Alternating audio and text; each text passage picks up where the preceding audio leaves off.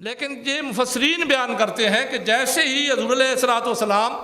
حضرت ابو بکر صدیق رضی اللہ عنہ کے دروازے کے پاس پہنچتے ہیں، دروازے کو ناک کرتے ہیں، ابو بکر صدیق رضی اللہ عنہ اندر تیار کھڑے ہیں، وہ تو تیاری کر کے کھڑے ہیں، اسی لمحے دروازہ کھولا تو حضور علیہ الصلوۃ والسلام نے پوچھا، ابو بکر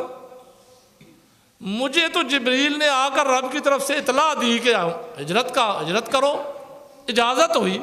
میں نے دنیا میں کسی کو بتایا نہیں سوائے علی المرتضیٰ رضی اللہ تعالیٰ عنہ کے، تمہیں کیسے پتا چل گیا کہ یہ ہجرت کا وقت آ گیا ہے؟ تمہیں کیسے پتا چل گیا کہ تم اب تیار کھڑے ہو؟ ایک گھوڑا نہیں، 2 گھوڑے تیار کیے ہوئے تھے، ایک اپنے لیے اور ایک اللہ کے نبی کے لیے، 2 گھوڑے زیادہ راہ ساتھ تھا، تیار کھڑے ہو، پھر دروازے پہ کھڑے ہو، تمہیں کیسے پتا چل گیا؟ تو حضرت ابو بکر صدیق رضی اللہ عنہ عرض کرتے ہیں نا، یا رسول اللہ صلی اللہ علیہ وآلہ وسلم، ایک دن آپ نے فرمایا تھا کہ رب اپنے بندے کو ہجرت کی اجازت دے گا، آپ نے نام بھی نہیں لیا تھا بندے کا،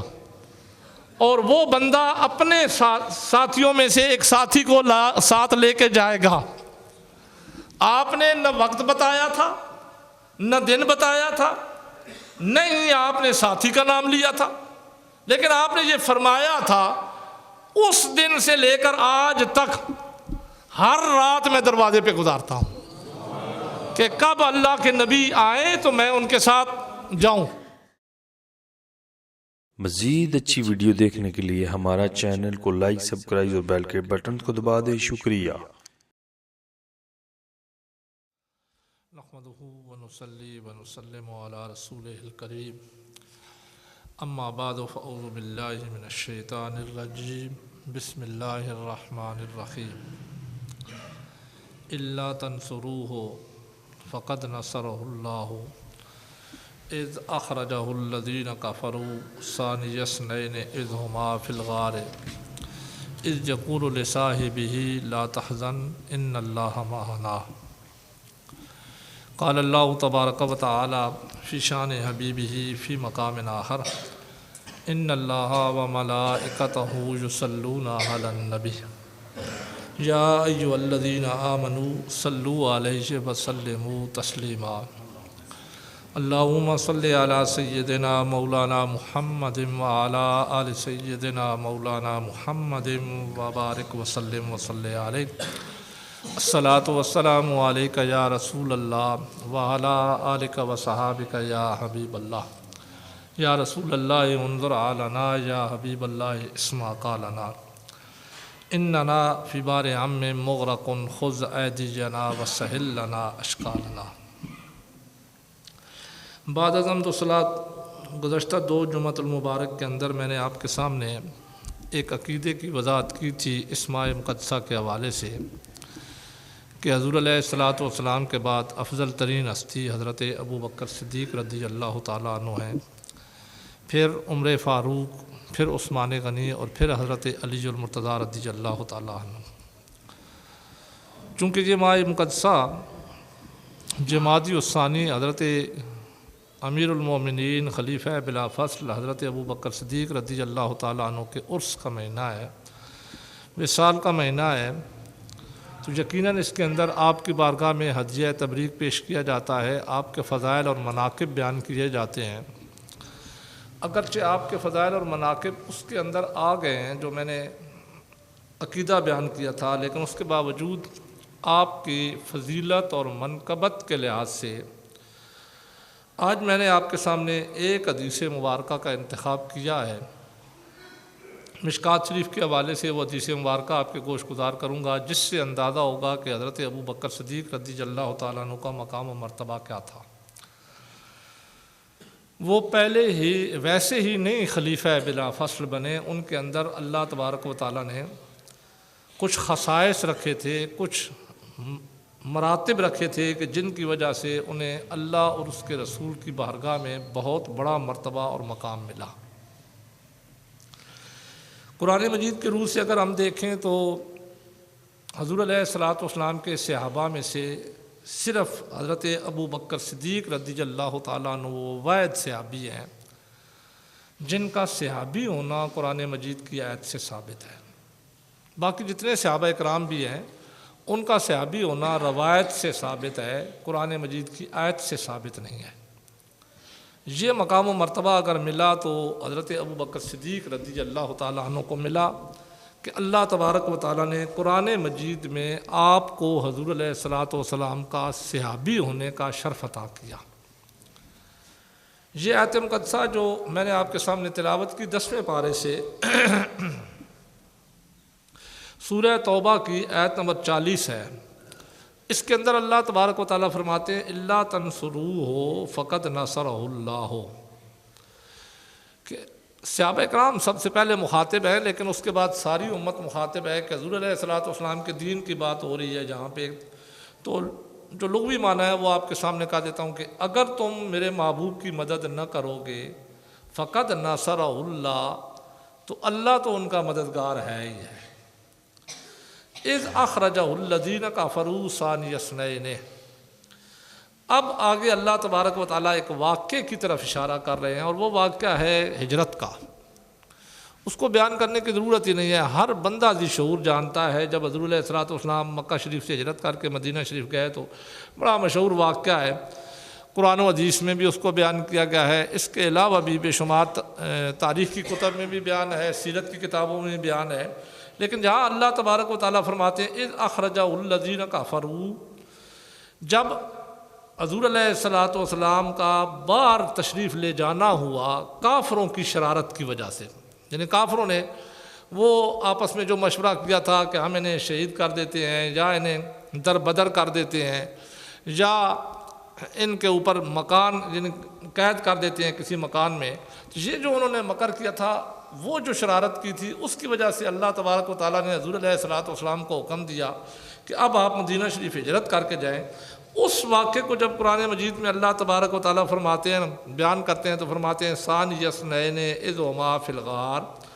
وہ دو میں سے دوسرے تھے جب وہ دونوں غار میں تھے، اذ یقول لصاحبہ۔ اب جہاں وہ جو حضرت صدیق اکبر رضی اللہ عنہ کی فضیلت ہے جو کسی اور صحابی کو میسر نہیں ہے، اسی وجہ سے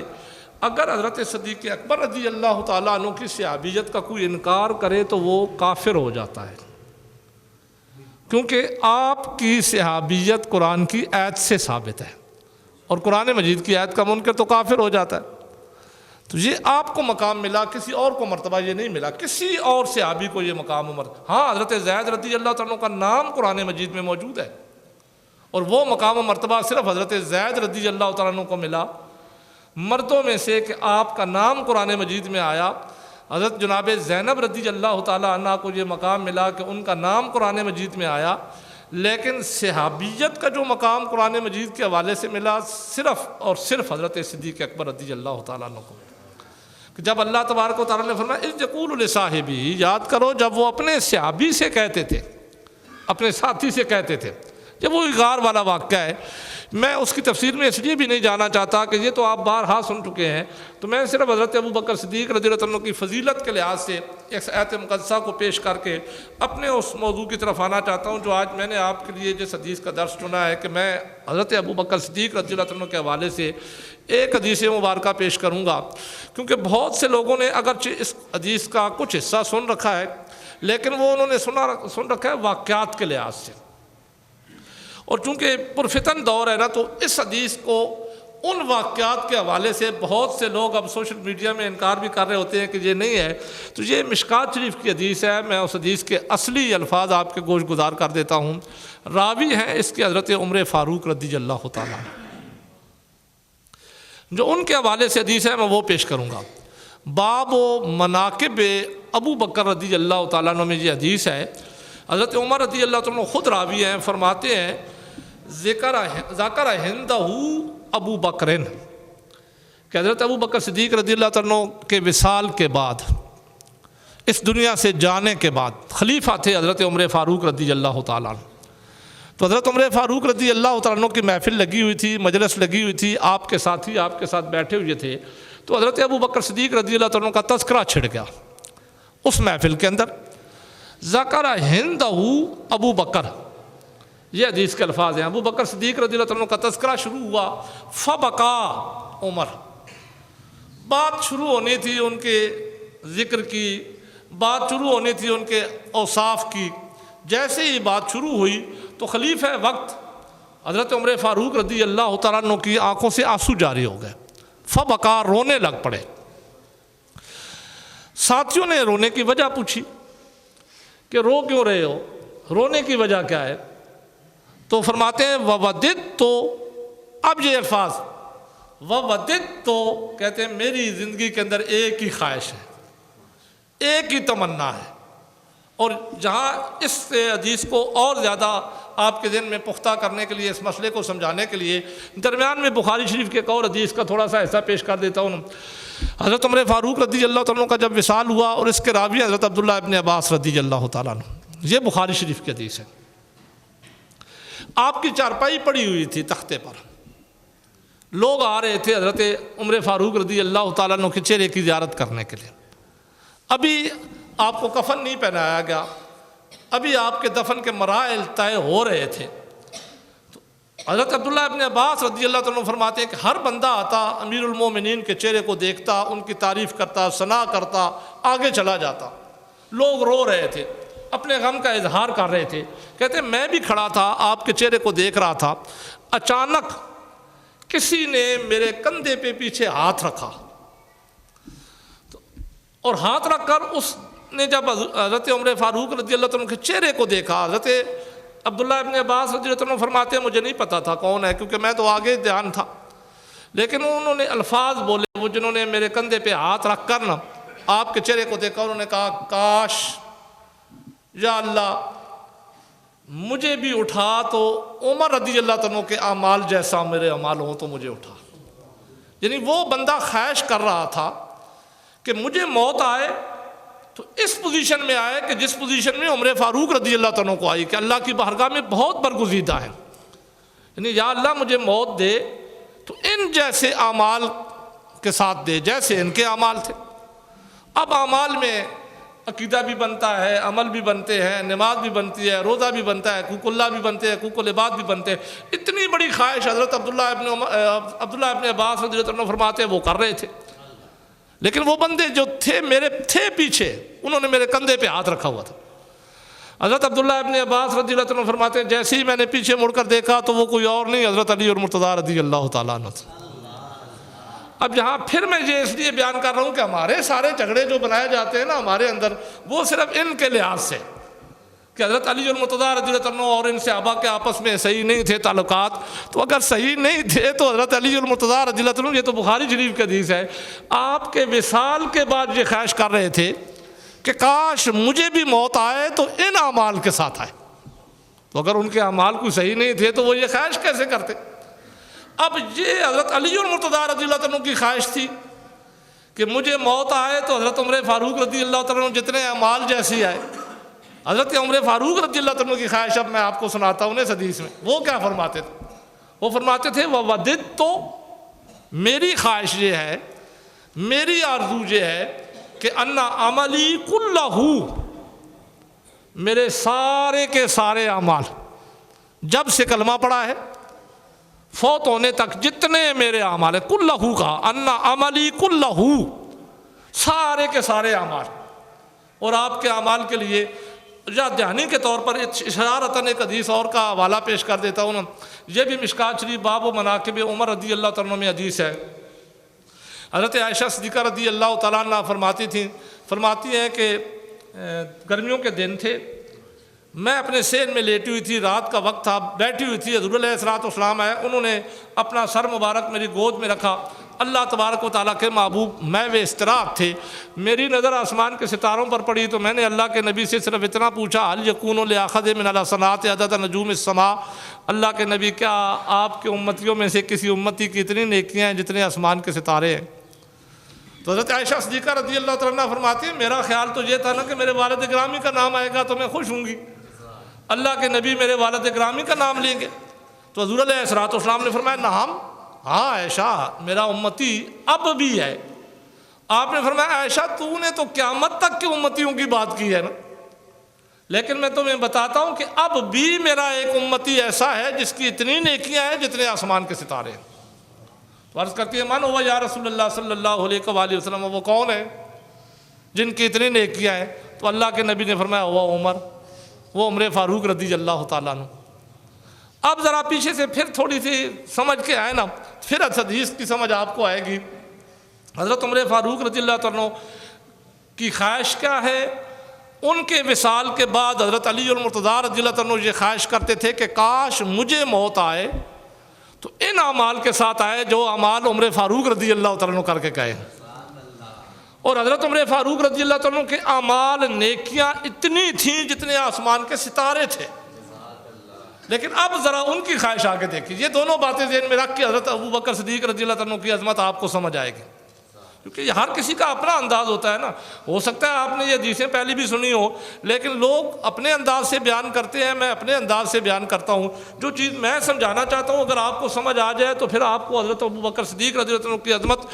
اتنے اچھے انداز سے سمجھ آ جائے گی کہ ان کا مقام و مرتبہ کیا ہے شریعت مطہرہ میں۔ حضرت عمر فاروق رضی اللہ عنہ جن کے اتنے اعمال ہیں جو آسمان کے ستاروں کے برابر ہیں، اور حضرت علی اور مرتضیٰ رضی اللہ عنہ ان کی وصال کے وقت خواہش کرتے تھے کہ رب مجھے بھی انہی اعمال کے ساتھ موت دے۔ اب وہ خواہش کر رہے ہیں کہ انا عملی کلہ، کہتے ہیں میرے سارے اعمال جتنے بھی ہیں سارے کے سارے مثل عملہ یومن واحدا من ایامہ ولیلۃ واحدۃ من لیالیہ۔ تذکرہ ہوا تھا حضرت ابو بکر صدیق رضی اللہ تعالیٰ عنہ کا، میں نے آپ کو سنایا نا ابتداء حدیث، جی یاد رکھنی ہے۔ تو حضرت عمر فاروق رضی اللہ عنہ رو پڑے، تو رونے کی وجہ جب ساتھیوں نے پوچھی تو آپ نے خواہش کا اظہار کیا۔ خواہش کا اظہار کیا کیا؟ فرماتے ہیں کاش ان عملی کلہ من عملہ یومن واحدۃ من ایامہ ولیلۃ واحدۃ من لیالیہ۔ مجھے زندگی کے اندر جتنی راتیں جتنے دن ملے نا،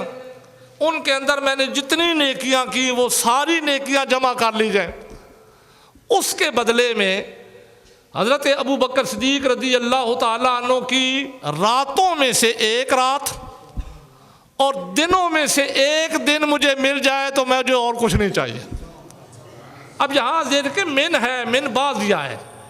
یعنی یہاں سے میں تو آپ کو صرف اتنا سمجھا سکتا ہوں، یا کوئی اور سمجھائے گا تو وہ یہ سمجھائے گا کہ انہوں نے آگے خود ہی تفصیل بیان کر دی کہ وہ رات کون سی ہے، وہ دن کون سا ہے، کہ جس رات کو میں اپنے لیے ساری زندگیوں کی نیکیوں سے افضل مانتا ہوں، خواہش کرتا ہوں کہ کاش مجھے وہ رات مل جاتی اور وہ دن مجھے مل جاتا جو دن ہے۔ لیکن جہاں تو وہ من کہہ رہے ہیں، اس سے کہہ رہے ہیں کہ اس سے یہ نہیں ثابت ہوتا کہ حضرت ابو بکر صدیق رضی اللہ عنہ کی زندگی کے اندر صرف وہ ایک دن اور ایک رات ہی تھا، کہا وہ تو بعض تھی ان کی نیکیوں میں سے، من ہے نا بازیہ ہے، وہ تو ان کی بعض تھی۔ حضرت ابو بکر عمر فاروق رضی اللہ عنہ فرماتے ہیں ان کی نیکیوں کو تو ہم پہنچ ہی نہیں سکتے، وہ تو کل تو نیکیاں دور کی بات ہے۔ میں تو چاہتا ہوں کہ ان کی بعض نیکیوں میں سے مجھے ایک دن اور ایک رات کی نیکیاں مل جائیں، اس کے بدلے میں میری ساری زندگی کی نیکیاں لے لی جائیں، میں اس کی خواہش کرتا ہوں۔ حضرت عمر فاروق رضی اللہ عنہ خود فرما رہے ہیں میں اس کی خواہش کرتا ہوں، اور رو کے فرما رہے ہیں۔ حضرت ابو بکر صدیق رضی اللہ عنہ کے وصال کے بعد فرما رہے ہیں۔ اب ان سے پوچھا ہوگا کسی نے، حدیث کے الفاظ میں بیان کر دیتا ہوں جو حدیث میں ہے، لیکن سمجھانے کے لیے یہ درمیان میں کچھ باتیں اپنے پاس سے کی جاتی ہیں۔ ضرور کسی نہ کسی یار نے پوچھا ہوگا کہ وہ دن اور رات تو بتا دینا، جب آپ کی اتنی نیکیاں ہیں جتنے آسمان کے ستارے ہیں، یہ اللہ کے نبی نے بیان کیا ہے، تو آپ اتنی نیکیوں کو چھوڑ کر ایک دن اور ایک رات کی نیکیوں کو لے رہے ہیں، ایک دن اور ایک رات کو لے رہے ہیں، نیکیاں بھی نہیں ہیں۔ جہاں تو یہ ہے کہ وہ دن اور رات مجھے مل جائے، 2 دن اور رات حضرت ابو بکر صدیق رضی اللہ عنہ کی زندگی کے اندر آیا، وہ رات اور وہ دن مجھے مل جائے، ساری زندگی کی میری اعمال ایک سائیڈ پہ ہو جائے، میں اس کی خواہش کرتا ہوں۔ تو ان سے پوچھا گیا ہوگا، اسی لیے تو حدیث کے الفاظ ہیں نا، آپ نے خود آگے بیان کر دیا، آپ نے فرمایا اما فلیلۃ سار مع رسول اللہ صلی اللہ علیہ وسلم الی الغار۔ آپ فرماتے ہیں رات وہ ہے، لیلۃ رات وہ ہے جب حضور علیہ الصلوۃ والسلام کے ساتھ ابو بکر صدیق رضی اللہ عنہ غار میں چلے۔ یہ وہی ہے جو میں نے قرآن مجید کی آیت آپ کے سامنے تلاوت کی جس میں وہ ہجرت کا واقعہ ہے۔ اور یہاں مفسرین ایک مزے کی بات بیان کرتے ہیں، شاید میں اپنی اس حدیث کو آج مکمل نہ کر سکوں، اگلے جمعۃ المبارک کے اندر اگر کچھ رہے گی تو مکمل کروں گا، لیکن جو اس سے مسائل نکلتے ہیں وہ ضرور کوشش کروں گا۔ شان صدیق اکبر رضی اللہ تعالیٰ سمجھانی ہے، اس لیے ان کی عظمت میں جو بات بھی ہے وہ گوش گزار کر دوں گا۔ درمیان میں ایک اور روایت سن لیں، حضور علیہ الصلوۃ والسلام کو اللہ تبارک و تعالیٰ نے مکہ شریف میں جب مشرکین مکہ نے آپ کے خلاف سازش تیار کی، جیسے قرآن مجید کی آیت میں ترجمہ آپ کے سامنے پہلے پیش کر چکا ہوں، تو اللہ نے حکم دیا، جبریل کو بھیجا کہ جبریل جاؤ میرے محبوب کو حکم دو کہ اب آپ کو اجازت ہے آپ مدینہ شریف کی طرف ہجرت کر جائیں۔ تو آپ نے بلایا حضرت علی المرتضیٰ رضی اللہ تعالیٰ عنہ کو، انہیں اپنے بستر پہ سلایا، فرمایا فلاں فلاں کی امانت ہے میرے پاس، یہ تم اس طرح کرنا نہ کہ کل ان کو امانت دے کے تم بعد میں آ جانا، میں جا رہا ہوں ہجرت کر کے لیکن تم بعد میں آ جانا، یہ انہیں امانتیں دے کر۔ اب جہاں حضرت علی المرتضیٰ رضی اللہ تعالیٰ عنہ کو بعض لوگ کہتے ہیں بڑا مشکل مرحلہ تھا، طاق میں کھڑے تھے مشرکین مکہ کہ کب اٹھیں تو ہم انہیں شہید کر دیں، حضور علیہ الصلوۃ والسلام کی طاق میں کھڑے تھے نا۔ تو حضرت علی المرتضیٰ رضی اللہ عنہ سے بعض مفسرین بیان کرتے ہیں، پوچھا گیا آپ کو اس رات نیند آئی کہ نہیں، کیونکہ آپ تو دشمنوں کے نرغے میں تھے، ہر وقت جان کا خطرہ تھا۔ تو حضرت علی المرتضیٰ رضی اللہ عنہ جواب دیتے ہیں، فرماتے ہیں اس رات جو نیند آئی کبھی پہلے آئی نہیں۔ پوچھا گیا وجہ، کہا کیونکہ اللہ کے نبی نے مجھے کہہ جو دیا تھا کہ کل دن کو تو آنا، تو مجھے تو اس رات موت کا خوف ہی نہیں تھا، پہلے تو نہیں پتا تھا کہ کس وقت موت آئے گی، لیکن اللہ کے نبی نے فرما دیا تھا، مجھے یقین تھا کہ آج کی رات مجھے موت نہیں آئے گی۔ تو یہ عقیدہ تھا حضرت علی المرتضیٰ رضی اللہ عنہ۔ بہرحال میں دوسری جانب پھر نکل گیا، حضرت علی المرتضیٰ رضی اللہ عنہ کو حضور علیہ الصلوۃ والسلام نے بتایا کہ میں جا رہا ہوں ہجرت کر کے، تم نے کل آنا ہے، امانتیں دے کے آنا ہے جس جس کی امانت ہے۔ اب چلتے ہیں اپنے ساتھی لینے کے لیے حضرت ابو بکر صدیق رضی اللہ عنہ کے گھر کی طرف۔ رات کا پچھلا پہر ہے، رات کے پچھلے پہر میں تو ہر کوئی سویا ہوتا ہے، لیکن یہ مفسرین بیان کرتے ہیں کہ جیسے ہی حضور علیہ الصلوۃ والسلام حضرت ابو بکر صدیق رضی اللہ عنہ کے دروازے کے پاس پہنچتے ہیں، دروازے کو ناک کرتے ہیں، ابو بکر صدیق رضی اللہ عنہ اندر تیار کھڑے ہیں، وہ تو تیاری کر کے کھڑے ہیں، اسی لمحے دروازہ کھولا تو حضور علیہ الصلوۃ والسلام نے پوچھا، ابو بکر مجھے تو جبریل نے آ کر رب کی طرف سے اطلاع دی کہ ہجرت کرو، اجازت ہوئی، میں نے دنیا میں کسی کو بتایا نہیں سوائے علی المرتضیٰ رضی اللہ تعالیٰ عنہ کے، تمہیں کیسے پتا چل گیا کہ یہ ہجرت کا وقت آ گیا ہے؟ تمہیں کیسے پتا چل گیا کہ تم اب تیار کھڑے ہو؟ ایک گھوڑا نہیں، 2 گھوڑے تیار کیے ہوئے تھے، ایک اپنے لیے اور ایک اللہ کے نبی کے لیے، 2 گھوڑے زیادہ راہ ساتھ تھا، تیار کھڑے ہو، پھر دروازے پہ کھڑے ہو، تمہیں کیسے پتا چل گیا؟ تو حضرت ابو بکر صدیق رضی اللہ عنہ عرض کرتے ہیں نا، یا رسول اللہ صلی اللہ علیہ وآلہ وسلم، ایک دن آپ نے فرمایا تھا کہ رب اپنے بندے کو ہجرت کی اجازت دے گا، آپ نے نام بھی نہیں لیا تھا بندے کا، اور وہ بندہ اپنے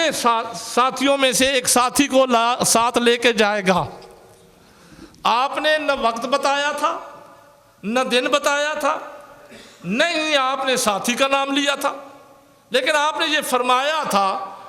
اس دن سے لے کر آج تک ہر رات میں دروازے پہ گزارتا ہوں کہ کب اللہ کے نبی آئیں تو میں ان کے ساتھ جاؤں۔ میں تو مجھے تو بتایا کسی نے نہیں، میں تو اس وقت سے اسی وجہ، یہی وجہ تھی کہ حضرت عمر فاروق، اب میں نے وجہ پہلے بیان کر دی، حدیث پوری بیان ہی نہیں کر سکا، وقت ہی نہیں آیا، یہی وجہ تھی کہ حضرت عمر فاروق رضی اللہ عنہ فرماتے ہیں ساری زندگی کے اعمال لے لو، میری خواہش یہ ہے کہ وہ رات مجھے مل جائے جو ابو بکر صدیق رضی اللہ عنہ، حالانکہ اس رات میں انہوں نے کتنی نمازیں پڑھی تھی، رات کے پچھلے پہر میں گئے تھے، عشاء کی تو پڑھ کے گئے تھے، اب اگلے دن کی نماز پڑھنی تھی، لیکن حضرت عمر فاروق رضی اللہ عنہ فرماتے اما فلیلۃ سار مع رسول اللہ صلی اللہ علیہ وآلہ وسلم، میں زندگی بھر اپنے اعمال کے بدلے میں جس عمل کی خواہش کرتا ہوں وہ رات معراج کی رات ہے، جب چلے حضور علیہ الصلوۃ والسلام کے ساتھ حضرت ابو بکر صدیق رضی اللہ تعالیٰ عنہ، اب چونکہ ٹائم ہو گیا ہے نا، میں نے حدیث کے صرف ایک لائن آپ کے سامنے پڑھی ہے، انشاءاللہ العزیز اسی حدیث کو اگلے جمعۃ المبارک کے اندر مکمل کروں گا، لیکن جو کچھ ابتدائیہ سمجھایا ہے اگر جو باقاعدگی سے آنے والے ہیں وہ ذہن میں رکھ کے آئیے گا تو مجھے آگے جانے میں آسانی ہو جائے گی، تاکہ میں آپ کو حضرت ابو بکر صدیق رضی اللہ عنہ کی عظمت بیان کر سکوں۔ ایک ہی حدیث کے حوالے سے اتنی لمبی حدیث مبارکہ اگرچہ آپ کے فضائل میں بے شمار ہیں، قرآن مجید کی آیات بے شمار ہیں، لیکن اگر آپ کی فضیلت ہی سمجھنا ہو تو صرف اس ایک حدیث سے سمجھی جا سکتی ہے۔ اللہ تبارک و تعالیٰ صحابہ اکرام کی عظمتیں سمجھنے اور ان کی سیرتوں پر عمل کرنے کی توفیق عطا کرے۔